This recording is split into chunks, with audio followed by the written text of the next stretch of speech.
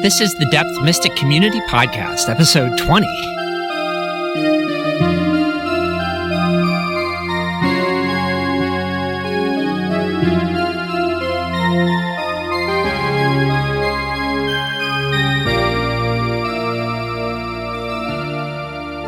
Let me just bring on the guest, Jungian Depth Mystic Tollen, a man who needs no introduction. At least, not if you've been listening to this podcast.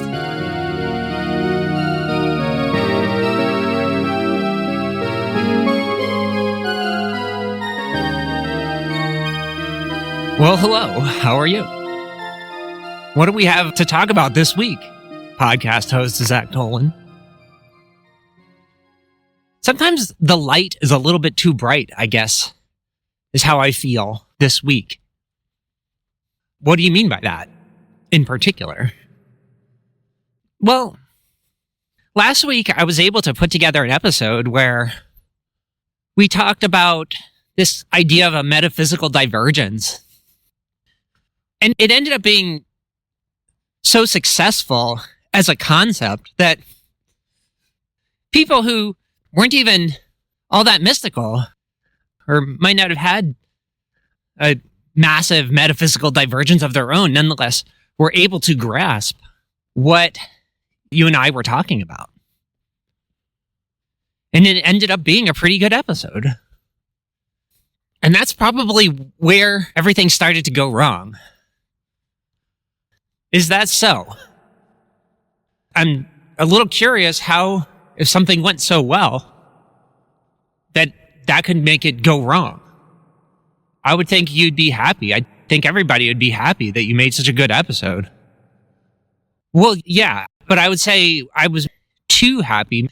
I was too elevated. Because for this whole week, I've been looking for another catchphrase. Could we find another verbal combination, such as the two words metaphysical divergence, that we could hone in on and thus generate an equally good episode for this week? I see. And so you couldn't find another really good idea to bring up. Nothing with that level of ability to be understood by relatively ordinary people and also meet the highest needs of the mystical self. We can count it to be a rare thing if we have such a good catchphrase for an episode. I wouldn't say we need to expect it to be rare. This is the Depth Mystic Community Podcast. Perhaps we can regularly be assumed to perform tremendous feats of magic. I mean, maybe it's rare for other people, but why should it be rare for us? Why can't we just come up with really good catchphrases? And then for each episode, we have some little thing that sort of guides the whole thing. That's what I was hoping for. And then I realized, oh yeah, well, we could talk about the collective unconscious. You know, Carl Jung's collective unconscious. I was thinking maybe we could devote an episode to that. Right, so why don't we do that? What's the problem? Well, because in actuality, talking about the collective unconscious, you could end up talking about so many different things. It's not like you get to be the first person to talk about it. You don't necessarily have ownership over what it means either. So you can imagine all sorts of people wanting to say, oh no, that's not what Carl Jung meant by the collective unconscious. Well, as a mystic, I have a pretty good, very down-to-earth concept of the collective unconscious that I lean on when I feel threatened by getting lost in the woo-woo land of Jungian mystical thinking. Like the collective unconscious, it sounds pretty woo-woo. And therefore, it can help to have a clear idea of what I mean when I say it. And so let's do the collective unconscious, but let's focus exclusively on this clear idea of what I mean. How about that? Well, if we could do that, Jungian depth mystic Tollen, that would solve the problem we're facing of not necessarily having a perfect phrase to use to guide the episode. So let's do that. What's your down-to-earth idea of what the collective unconscious is? I don't think it's necessarily my idea, but it is the version of the collective unconscious that I lean on. And it's related to another phrase, which is the anatomy of the psyche. The anatomy of the psyche. The collective unconscious is the anatomy of the psyche. Okay, and so what do you mean by that? Well, what is the anatomy of the body? What is anatomy, generally speaking?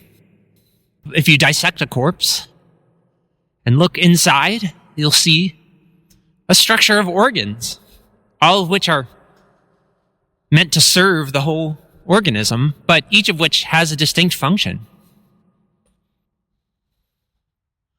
Okay, that's the anatomy of the physical self, but what does that mean when you apply it to psychology? We understand that humanity is a complex creature. The basic psychological nature of human beings has been understood to be rather complex for a long time. So if we were to discover what the anatomy of the psyche was, we're not expecting to find a simple anatomy. We're expecting to find a complicated one. But the thing is, the physical anatomy is also complicated. If you open up a human corpse, you'll find lungs, digestive tract, nerves, bones, all these different organs. And they help the organism function in a biological way.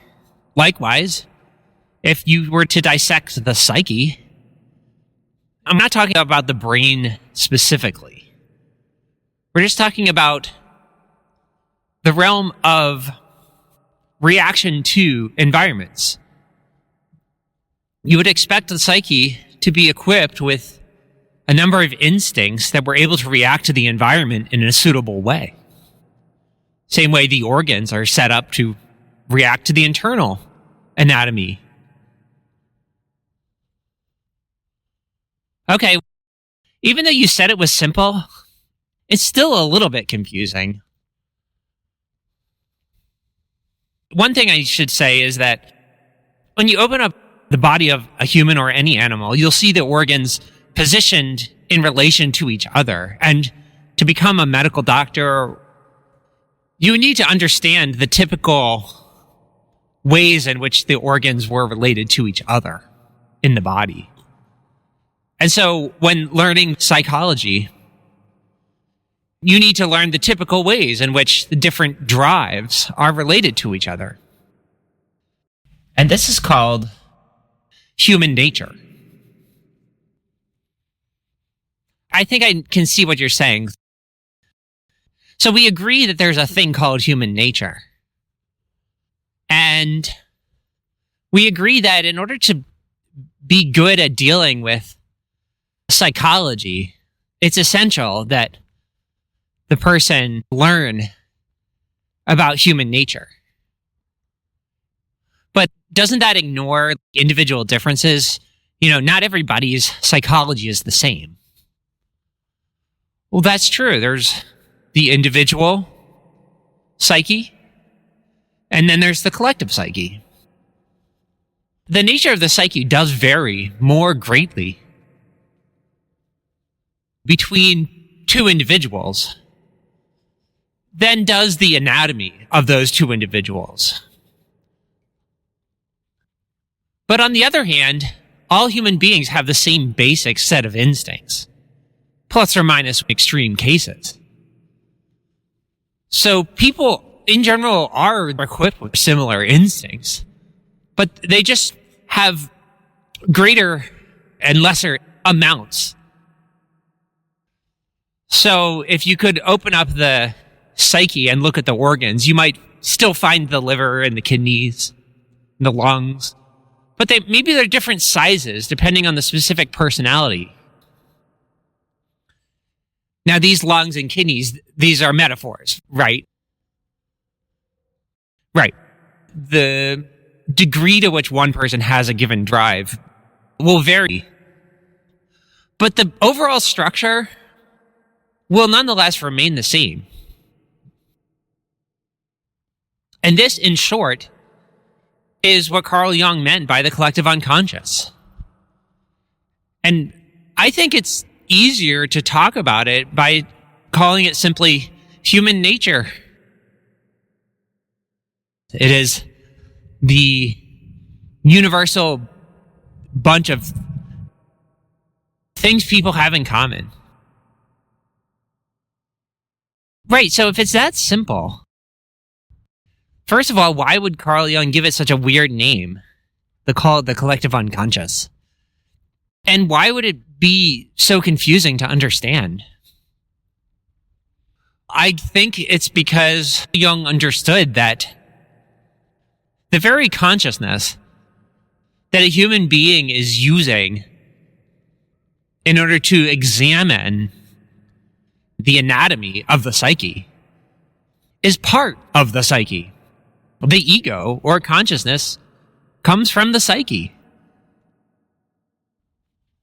And one thing Carl Jung noticed is that when a person has psychological problems, the apparatus of their consciousness is often one of the suffering organs, which means it's not just a matter of presenting the truth to the ego so that it can be clarified, because the ego itself might not be functioning properly. But interestingly enough, if you rewind this condition all the way back to the beginning of mankind and all of the spirituality that people have always had, they'll see gods and spirits everywhere. They'll experience the world as alive. In one sense, you could say the consciousness hasn't really gotten outside of itself. It's like the world is animated because the organs of the psyche are bearing witness to each other and experiencing them as spirituality. So, arguably, the history of religion and spirituality in human affairs is a description of how the different organs of the psyche experience each other. And so in order to do scientific psychology, in the scientific age, we have biology, chemistry, physics, and psychology. Psychology is the final science where the mind directs itself towards itself. But in order to do that well, we have to realize that we're going to have the same basic experiences that the organs of the psyche have had all throughout history when experiencing each other. So spirituality isn't going to go away because these instincts, these primal aspects of our nature aren't going to go away any more than the lungs or the kidneys or the heart are going to go away. I mean, if you take psychoactive drugs, you can imagine that different organs of the psyche could subdue themselves for a period of time. But in order to do an actual science on the whole thing, it's going to be pretty tricky to get outside of ourselves. And Jung found that in order for our limited consciousness to actually get a handle on human nature, to really understand what human beings are, it was essential to avail ourselves of the history of religion and imagination and art and architecture. In order for us to know who we are, we have to look at all the different parts of history with an eye towards identifying moments when shared organs of our psyche were asserting themselves. For example, when Friedrich Nietzsche noticed that God was dead, he was pointing out, you could say, an aspect of the relationship between the organs of the human psyche that had come into tremendous conflict and shock with each other. Different organs of our psyche had come to an irredeemable conflict. And this conflict between aspects of our nature erupted in all of the consequences of the death of God, all of the wars, the revolutions, and stuff like that. So in order for us to understand ourselves,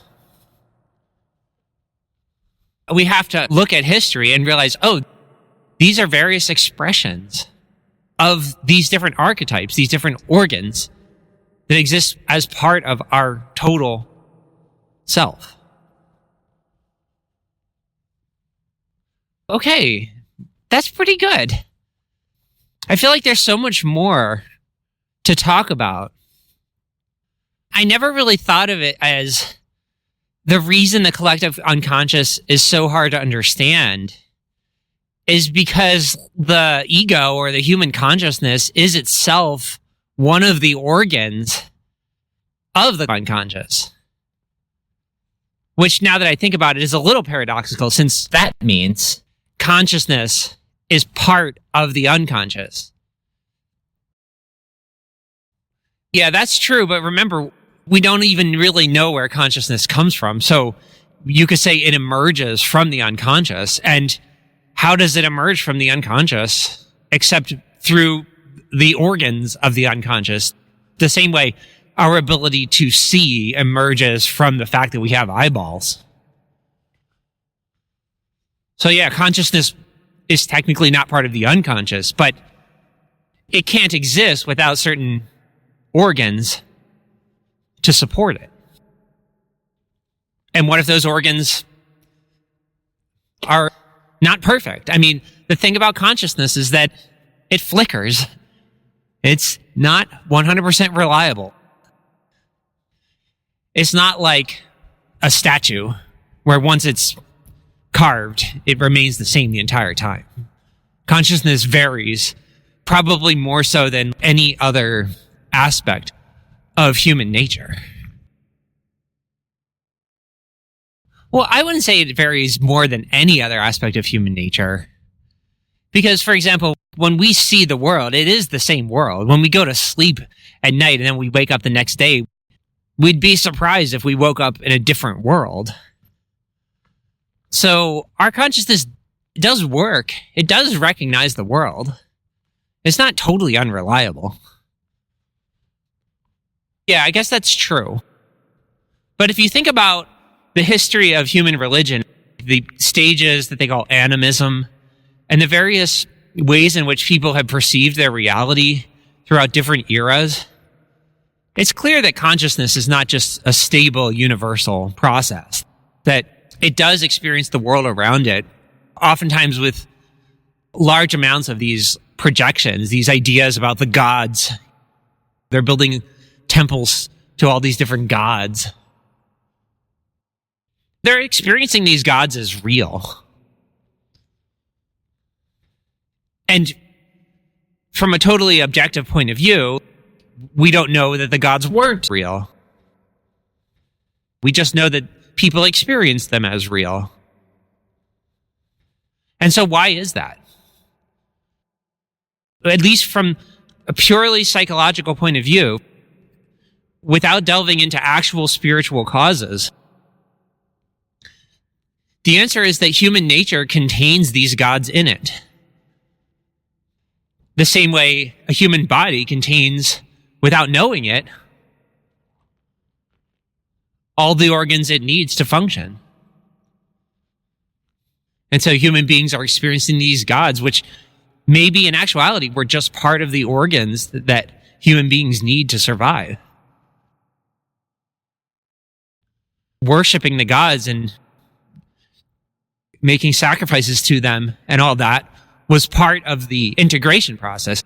Part of getting the whole organism to work was realizing that if you don't acknowledge these particular organs or archetypes, then the whole thing could fall apart. And so psychology is about knowing as many aspects of the psychological anatomy as possible, often involving forming a personal relationship with each of those aspects. Sort of like coming to know intimately the nature of the liver or the kidneys or the heart. But in our case, it would be the archetype of the god of war or the god of fertility or of drunkenness or blacksmithing or the sea. Knowing the archetypes within allows us to deal better with the world.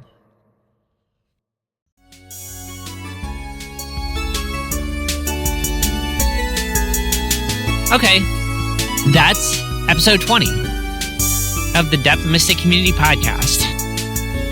If you want to leave a comment for other people to see, you can go to the Facebook group or the Discord server. We will see you next week.